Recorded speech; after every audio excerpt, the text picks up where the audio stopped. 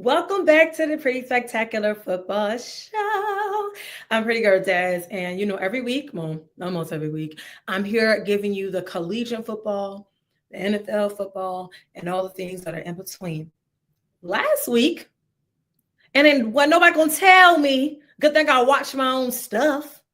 Last week, my video and my audio was not together. Okay, and I had some really great content. I took my time with that stuff for it to not even match up. I'm so upset. And you know what that is? That's because we got this new thing and we're supposed to be recording in 4K. And then suddenly my camera was acting up. My computer was acting up. I'm not doing that no more. So if you can see me loud and clear, yeah, I said what I said. We're not changing nothing. It wasn't broke. So I'm not here to fix it. Okay. And I apologize for that, because you missed all my good content. I told y'all just listen to the audio and whatever. But you know what did put me back in a good mood is that it's about to be Christmas time. Don't start with me. It's been Christmas since November 1st for me. I just been trying to hold it back. I've been trying to hold it back and not to bring it on the show. But the one thing I do want to ask of the people that watch this and support me so much, if you can send me Christmas mugs, that would be fantastical. Okay, because my goal is to get on here every week up until Christmas with a new Christmas mug. I already got a few lined up, but I could use a few more. Okay, so I'm just saying. Yeah. Shout out to all the MTMV media shows, my brothers and sisters in here. So we got Sports Talk with C, the Throne Room, Full Info Podcast, Not the Same, the Main Card, the V Report. I think that's it. Oh, Red and Bold. Boom. So lots of stuff, lots of shows, content for you to check out. But right now you're here with me. So I need you to lock on and make sure you're liking, sharing, and subscribing right now. Okay? It's right underneath your video. Hit the subscribe, hit the like. And if you want to be feisty and if it's a little nasty, you go ahead and leave me a comment. Okay? Not those type of comments. You get what I'm saying. All right, so we're gonna hop into some content. I have a video for you guys. I'm so excited about it. I pray that it works. It didn't run earlier, but you know what I said to the Lord be my witness. This video is going to play today because it's just that great. Okay, I'm gonna hop into the show today. So let's go ahead and add it to the show. I'm in my live space again, you guys. I feel so much more comfortable. I don't have to stress as much. On tonight's game plan, we have audible alerts. As you know, it does not change. That's our football updates, our talks, opinions, and all that stuff. We have the Gridiron Brilliance. I did change it from Blitz Brilliance to Gridiron Brilliance because there are a lot of things that are going on the football field, good and bad, and I just figured to put it there, and that's what that is about. Flag on the play is something that's like, whoa, hold up. It makes you think about it. You gotta talk about it. You gotta dig more into it. You gotta do your little review, official review of it. So that's what that is. And then game of the week, obviously, is the game from the week prior, which game I found the most captivating for whatever reason. And I do to explain that. Okay. So if you don't know what these topics are, or what these categories are, I just explained it to you. Okay. I'm gonna keep explaining, but for now I'm gonna do it. All right. Now let's get into the audible alerts. As you know, it is college football season. Well, know that. I'm just playing. No, the season is coming slowly to a close. I'm gonna miss it. I'm actually going to miss it. Today I'm going to be covering a game, and then Saturday I'm not ready for it to end. The NFL has not been like exciting me as much as I wanted to, and I really just fell in love with like college football and everything that it brings, all the environments and things. But anyway, the playoff picture. This is what it's looked like going into week 13. Now, I had to figure out what was going on here. Okay, because when I was looking at some of the numbers and things, I was like, wait a minute, this don't make sense to me. Honestly, the playoffs for college have never actually truly made sense to me. And I get it on one sense. There's so many different schools and there's so many different conferences, and you're trying to, make it as fair as possible, but I still don't think that the old format was fair, and I still don't think that this format is fair, in my opinion. Again, you don't have to agree with me, but that's just what I think. Looking at this, as you see, the top 4 teams still right now are Oregon, Texas, Miami, and the newbie on the block, Boise State. Okay. Okay. So Boise State is ranked number 12. I'm looking at my notes here. It's ranked number 12, but they moved up with BYU lost as the highest rank in the Big 12. Okay. Boom. So how this whole thing works, because if you're like, well, we knew it was 12 teams, but you probably was thinking how I was thinking, which I'm going to share at the end. So you get the 12 teams. You get the 4 highest in each conference. So really, they're only really looking at 4 conferences. Okay, child. And they received the top 4 seeds, which is what you see here: Oregon, Texas, Miami, Boise, right? And then the one with the 5th highest rank gets an automatic into the playoffs. So as you see the other teams on the sides. Now, you're probably like, well, there's there's an SEC team or so that, you don't see on here. So the SEC teams with 2 losses, as they rank them, they're called the 2-loss teams. And that's number 7, Alabama, number 9, Ole Miss, number 10, Georgia, number 11, Tennessee, number 15, Texas A&M. But if we're looking at it, if it was the way that it would have been, as in just the top 12, A&M wouldn't have been on there anyway. They're number 15. Okay? And how they said it on here, how it's currently broken up. You can go look at the articles. It's on, I got this one, I believe, off of ESPN. I think that's where I found this article, but there's plenty of articles on it that really explains the college football picture, if I'm not painting it pretty enough for you. Okay, so there's 4 teams from the Big 10 and the SEC, and then there's 1 team from the ACC, Big 12, Independent, and then Mountain West. So to me, this whole thing, and obviously this is done, and this is picked this off of a committee, and there was so much flack last year with the committee picks and how the Seminoles were dropped off the playoffs, and Georgia had its thing, and it was just a mess. Now, I don't know why in my brain, I'm going to admit this, I don't know why in my brain I thought, okay, it was just the top 12 teams, they're going to just duke it out. Go for it. Whoever wins, wins. And I get, like I said before, they try to make it fair. However, they are claiming that it's fair. They do that to try to make it fair for everybody. Obviously they don't want one conference having more schools in the playoffs than the other. It has to be a nice even balance, even though some conferences do have more schools and better talent in their conferences. So it's just a whole mushu bubble thing. And in my opinion, and again, I'm a little biased because I see a number 14 up there. If you look at the size, the parenthesis numbers are where they're ranked in the AP poll top 25.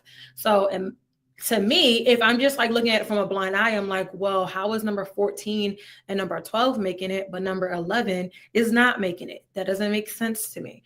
And I guess, and it's only because that number 11 school is in the SEC, and they're like, we have enough of the SEC schools there. So it kind of makes it unfair when you look at it that way, but then you're like, oh, I guess we can't have the SEC and the Big 10 take over the entire playoffs. And then some people will argue, well, that just means your team's going to get better.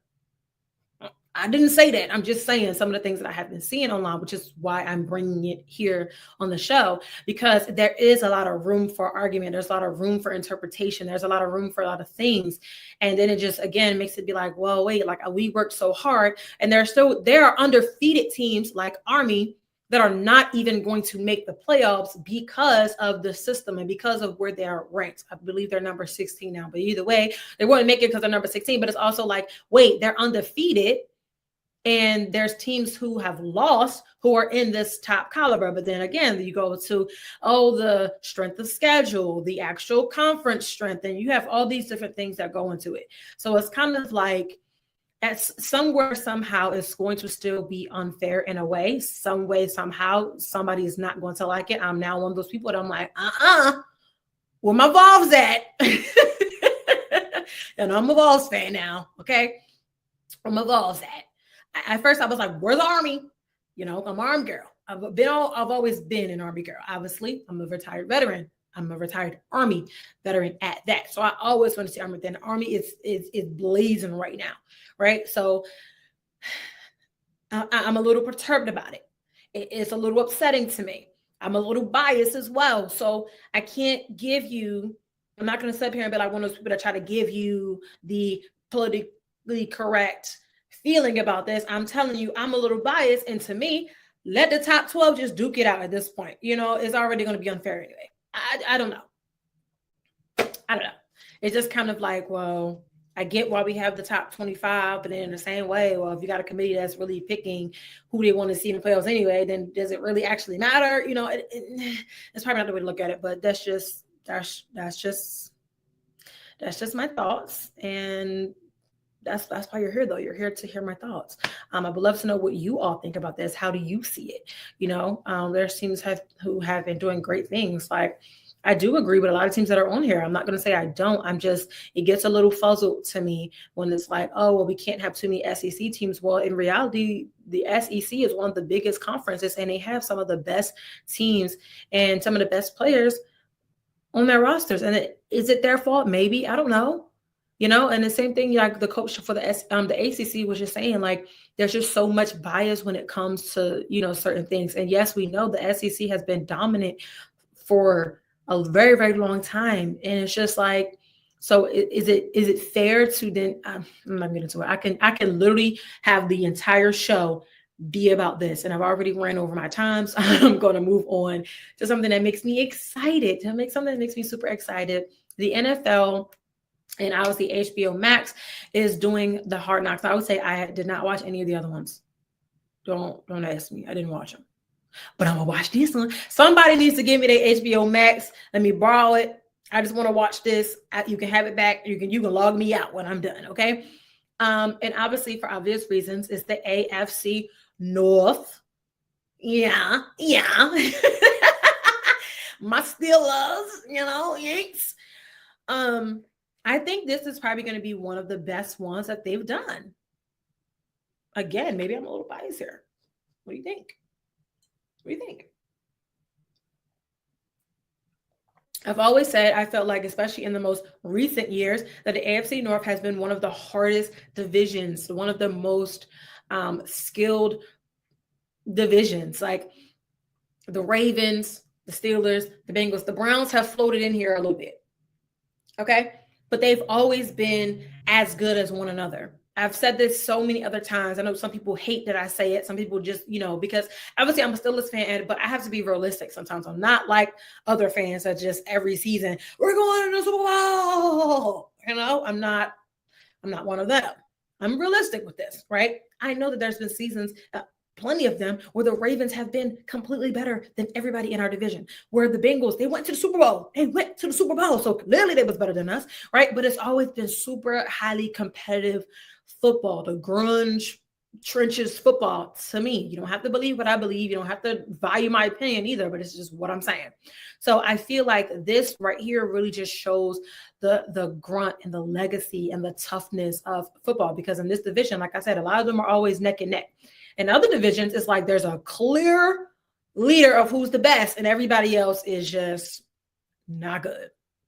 I can argue with a few other divisions who are also been very, very close as well. But in terms of this one, since they're doing the Hard Knocks for this division, I'm going to say that now. And I want to play you guys the video. I just want to say now, we do not own the copyrights or anything in this video. Don't strike the video or nothing, but let's see if it plays, because I thought it was an amazing video when I saw it. I was like, oh my God. I'm like, yeah. I was biased, but okay. Let's go. Let's see if it'll play.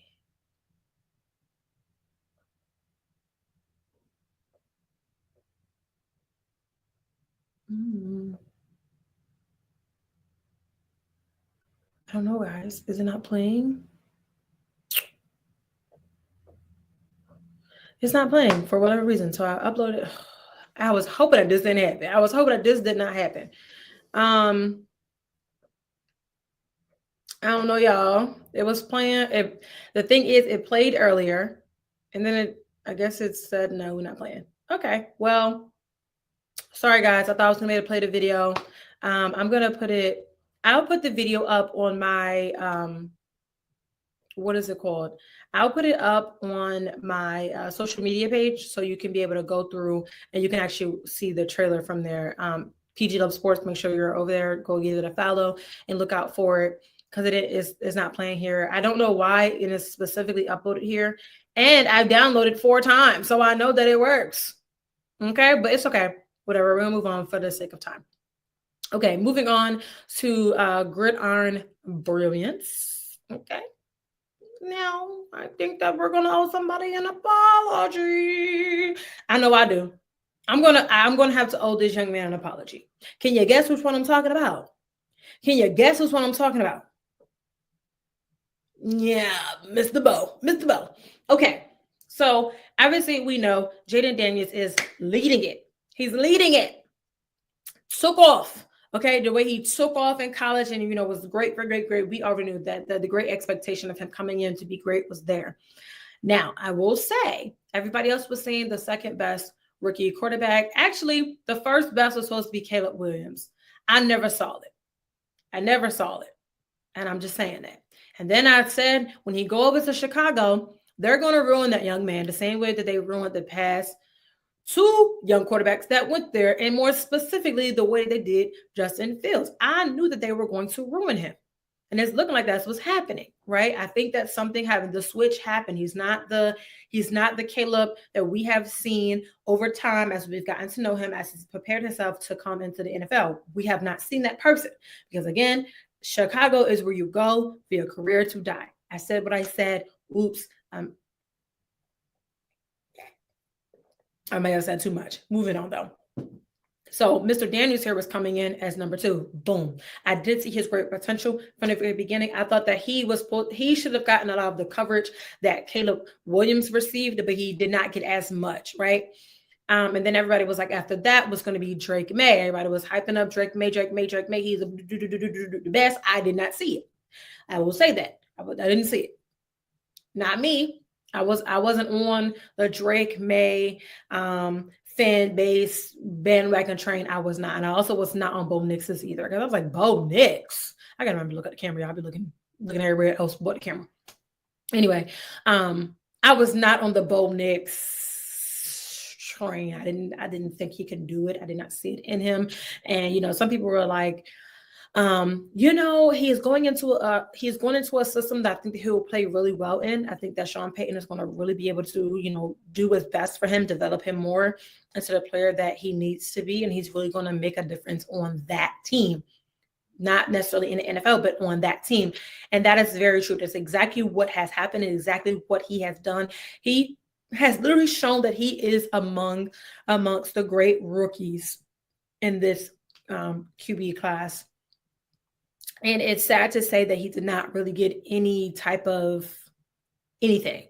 To be honest, like nobody was really talking about him. And now people are saying, oh, he may be rookie of the year. But unfortunately, just how he did in college when he lost out by slim margin to Daniels, he's going to do that same thing because Daniels is going to be, in my opinion, the rookie of the year. Even with him having a couple bad games, he still has set the precedence. And he's been breaking history. Child. He has been making history. It's already been a long day. But yeah, a lot of us who had no faith and no courage and no belief in Bo Nix, I think we're going to owe him an apology. And I think we do owe him an apology. So, sorry. Okay. Moving on. See, that was all I had for Williams. That's all I had. Moving on, we're going to go to flag. I'm going to play this one. I'm going to spend a little bit of time on because there was just a lot going on. And it's really upsetting me and my homegirls. Okay. So this next one, the HBCU beef is beefing, honey. It's beefing. For what, Met you add? I don't know. I don't know what the beef actually is. Okay. So there has been consecutive weeks now where there has been HBCU football teams who have gone into brawls, not just like little tit-tat fights, like fights. Okay. So the first one that I'm going to talk. Okay. I hate seeing it come on my email list when I get the emails of like what's going on and why things are happening like this. I don't like it. It makes me really upset. So the first big brawl fight thing started with FAMU versus PVAMU. Okay. So I'm reading from notes. So if you see me looking down, that's what I'm doing. So don't judge me. Now, FAMU lost the game 31-12 at Prairie View in Houston, Texas. Okay. You lost, take the L, take it on the chin, move about your business, right? there's video, and they've seen that one of the football players was seen going into the stands where the band is, right? Causing havoc. Okay. And then there's other parts where they're saying many players were around that band area and they were surrounding, the other players. And then that's when they got into the fight, the scuffle. It was going at it. Okay. And I'm not showing any of those videos because I don't condone the behavior. If you want to see those videos, feel free to look them up because right now they are going viral all over the internet. And it's just unacceptable to me. It's just foolishness, right? So they started to brawl and that's what happened. So the SWAC was like, we are not playing that. So we're suspending the players and, we suspend, I didn't even write it down, child. I did for other schools. But there was some player suspensions and then each school was fined $25,000. Where they getting their money from? I guess they won't be getting the uniforms. I don't know. All right. And so the next brawl happened when it was Jackson State versus Alabama State. Now, Jackson State is the SWAC winner for the East. So it's like, this is just behavior that should be beneath you. You shouldn't even have played into it, to be honest with you. But I saw that video. I saw all of the videos, and this video really bothered me because they literally swarmed from each sideline and went to this fighting and doing the things. And it was just extremely too much, in my opinion. I feel like y'all have especially Jackson State, you have too much to lose right now for you to be acting a fool and to even be participating in this type of behavior. It should be beneath you because you already know you won the SWAC East. Anything else don't even matter. None of that other stuff even matters, right? So you have suspended players and they were suspended from their next game. This game happened on November the 16th. So then, Jackson State had, I don't know why I got two different things there. Jackson State had 7 players suspended, and then Alabama State had 9 players suspended, and then they both were assigned $25,000 fines. Now, the SWAC did come out and make a statement and say that we have a zero tolerance policy for this, and it's just unacceptable, and we are not going to continue to allow this to happen. This has to stop. The behavior has to change, right? So that's why they got fined. If you want behavior to change, they always say hit them in the pockets, right? But you're not really hitting the players in the pockets, you're hitting the school in the pockets, and a lot of it is on the school because you need to have better discipline of your players, right? So the last fight was in the MEAC, child. Here I am thinking that it's just the SWAC turning things up. The MEAC was turning it up to y'all. It was turning up to Howard and North Carolina Central, both led by coaches that I adore so much. Love every time I talk to their coaches. Coach Oliver at Central is very straightforward, very blunt, very just tell it out how it is. And I personally like that about him because I feel like he doesn't sugarcoat anything and he just says what he has to say. And when he was asked about this, he was like, it's foolishness. We are supposed to be a championship caliber team. This is not how we behave, not how we act. And we have too much to lose for that. I love the fact he's the only coach, in my opinion, who came out and said it the right way. Immediately condemned it. All the other coaches were they toyed around the fact, but just say how it is. It's unacceptable. We don't accept this type of behavior. We got to get it together. We got to fix it, But again, to each his own. Coach Scott over there at Howard, that's my dog.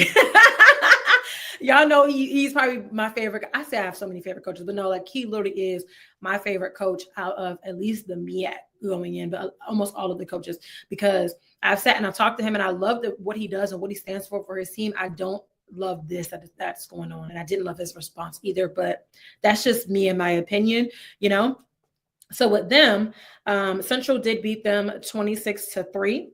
Now for them, this is even more crazy because they had a total of 37 people get suspended. Did you hear what I just said? 37. Okay. So you had 19 players from Central, 17 players from Howard. And what makes matters even worse is that there was an assistant football coach suspended from Howard as well. And they cannot coach within the next game. So they have been banned, been barred, stepped back. They did not say if they assessed any monetary fines to them in the article that was sent by the actual MEAC, right? They did come out. The commissioner came out real fast and real quick and was like,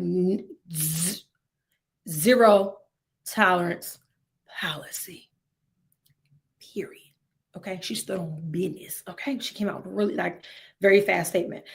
And how this thing started, it started after the game, and then it continued on. And then why it got so bad is because it continued on after they spent 5+ minutes trying to get everybody separated, and all the taunting and everything that was going on. It was just craziness. And then it carried on into the parking lot that was near Howard's locker room. So then that, I think, and maybe at that point, that's where the coach thing happened, but they didn't show video of the the parking lot locker room fiasco. They didn't show any video of that. So I didn't see that to make a full judgment on that. But the coach was suspended because he violated the bylaws of the MEAC. And like she said, no.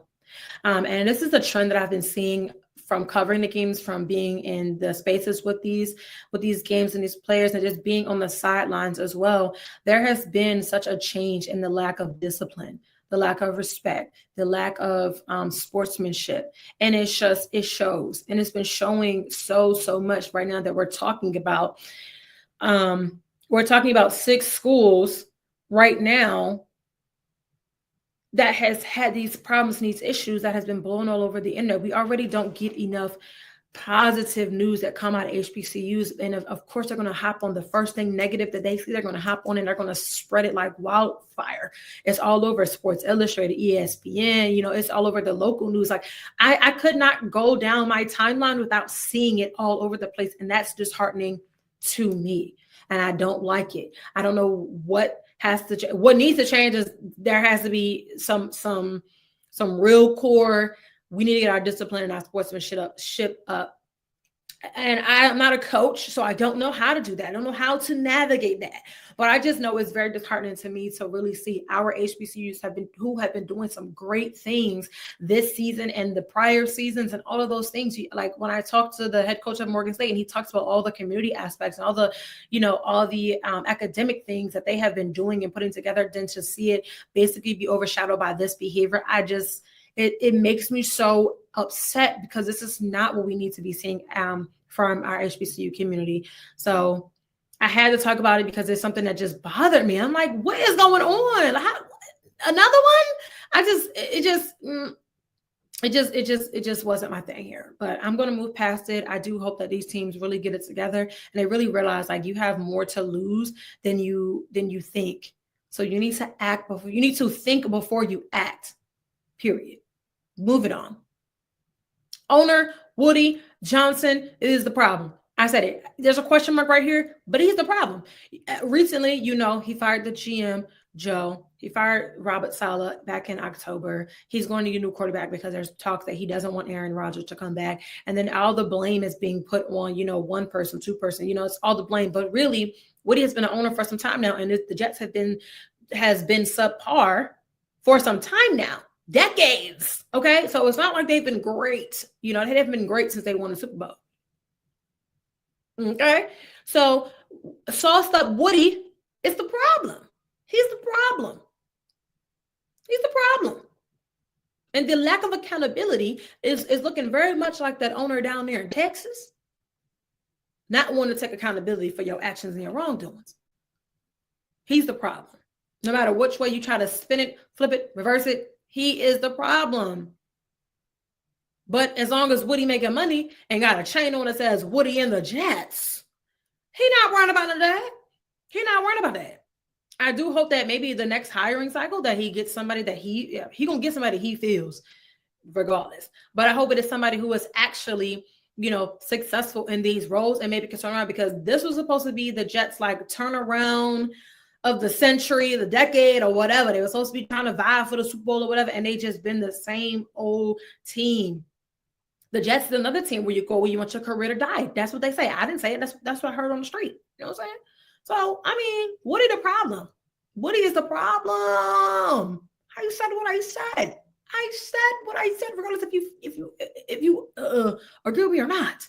Woody, my man, sauced up Woody. Yeah. He's the problem. They did great when they brought in Hall, Garrett, Sauce, great there. They could have even done great with Aaron, but I don't think that Aaron was your Super Bowl quarterback. And I could have told you that. Love me some Aaron, but that was not the guy. And then you didn't have no backups, and the organization is just not good. You couldn't even keep the cheerleaders to at least entertain people when your team sucks. Come on, man. Yeah, at least Jerry do that right. Keep the sweethearts. Keep the sweethearts. Y'all gonna need them. Put them on a TV show. Get them a Netflix deal too. Golly, somebody pay them girls. We need some entertainment. Okay. What is the problem? I said it. I'm gonna move on. Game of the week. We're coming to the end of the show. Okay, so my game of the week last week was Colorado versus Utah, not for the sake of the actual Colorado versus Utah game. It was a great game, by the way, great, amazing game, but it's because Miss Peggy is the infamous CU fan. I did a whole cute little video about her and about her twin sister, actually, Betty. Betty's no longer with us, so go check that out on the TikTok at PG Love Sports. But I talked about Miss Peggy and how Coach Sanders has really come into the mode of loving Miss Peggy and bringing her on, even brought her to the press conference after the whole entire stadium sung her happy birthday. She celebrated her 100th birthday at the game. Her birthday was on Tuesday, but they celebrated at the game because why not? Miss Peggy has been infamous since like the 40s at the stadium. And she just has this fandom and this just sweet, just precious part about her. And that's what made me say this is the game of the week, because you can't get any more precious, pure, innocent, just like amazing, soft-hearted. I can go on and say all these words about how not only one this lady is, but how the community and the university has really gathered around her and really made this something, and really just like really embraced her and all that she's went through, especially her being a season ticket holder since I want to say since the 60s, but it could have been the 40s. Like I said, I did a video on it. Please go ahead and check it out. It's a great little video to get a little bit of background about why this is such a precious moment. And then being able to see her post-game press conference, just talking too fast, really just like brought a little tear to my eye. Okay. Gotta love Miss Peggy. All right. And then for the NFL, obviously it was Bills versus Chiefs. I did have Steelers Ravens up here because obviously for obvious reasons, it's just one of the rivalries that are just continue to be 10 out of 10 would recommend. But the new evolution of the Bills and the Chiefs rivalry, especially with Josh Allen and Patrick Mahomes, has just been something that's so unique and so special. The Bills have stayed, as I've heard and as I've been reading along, the Bills have been able to get one up during the regular season, but in the postseason, they always fell a little bit short to the Chiefs, and we've seen it time and time again. This one was so special, though, for the Bills because they knocked off and stopped the undefeated season of the Chiefs. So now the Chiefs are going to go on to be 9-1, and the Bills, I think, are they also 9-2? I think they're 9-2 now.